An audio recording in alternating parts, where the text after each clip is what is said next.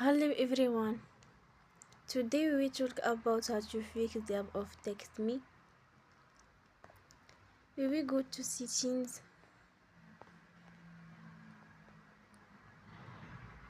Then we click on apps. After that you will search the app TextMe and we click. Then you will enforce stop. After that you will go to storage. Then we click on clear cache. In the end, turn off your phone and you will restart your phone again. Don't forget to support us by like and subscribe. See you next time and thank you for watching.